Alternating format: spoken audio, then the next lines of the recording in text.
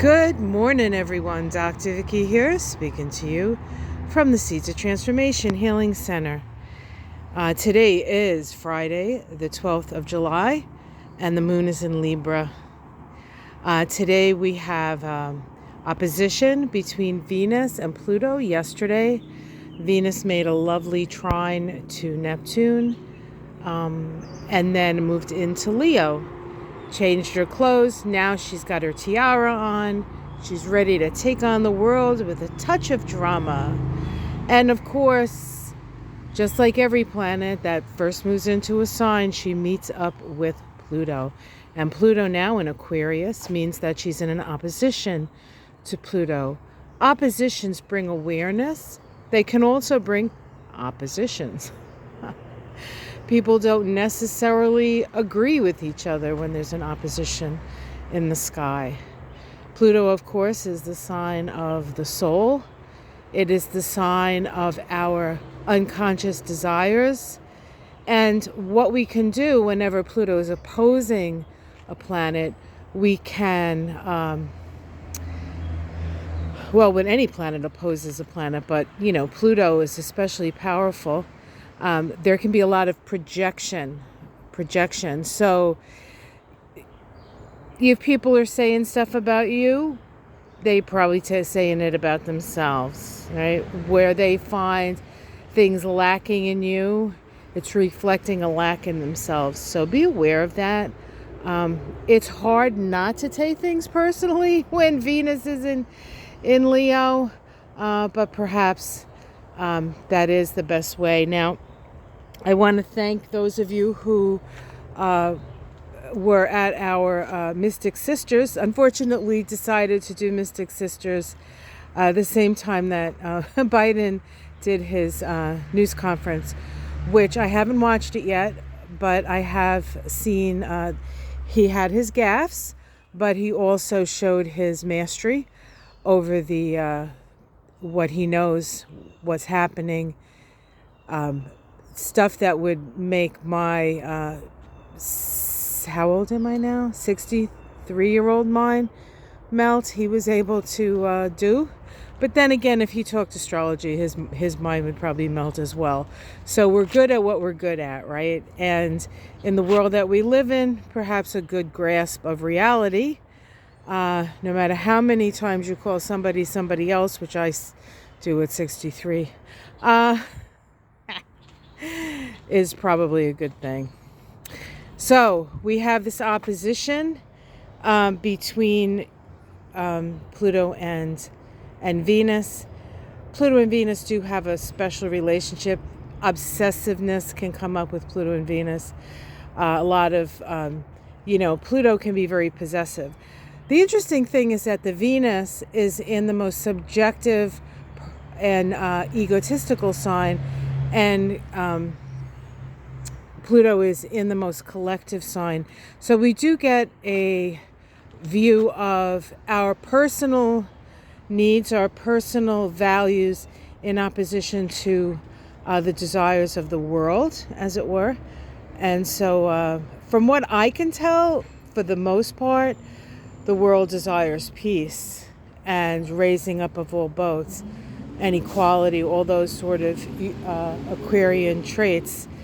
And most people I know are on board with that, as long as we get to express our own unique selves, which is very Leo, and sort of get to live by our own set of values. So what I value that's important to me is important to me, and what's important to the collective, I'm on board, right? But not losing myself in the process. That's kind of what it looks like to me. But you can all make a decision for yourself if that makes sense. So I do want to point out, I don't have a whole lot of time. Well, I guess I have more time than I think.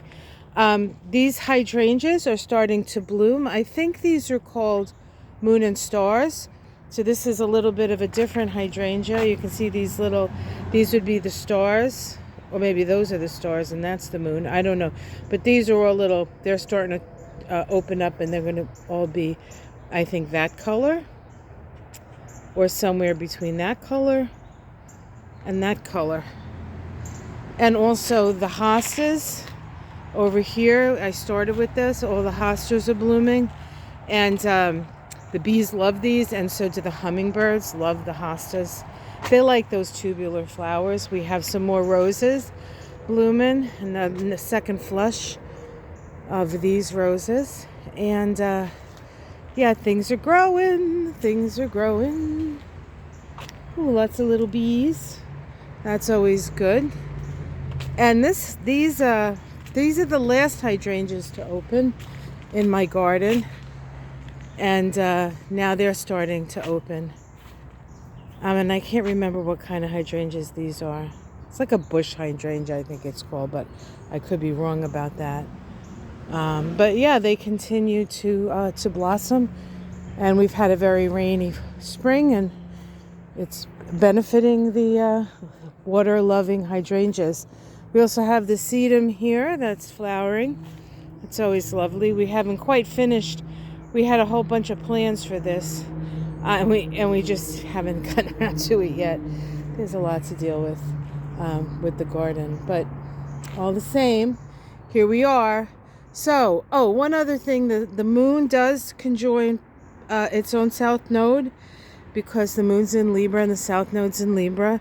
So relationships from the past may come to fore, and of course, with the opposition of Pluto.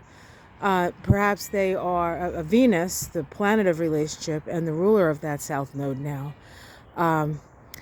We may get an eyeful of possessive relationships.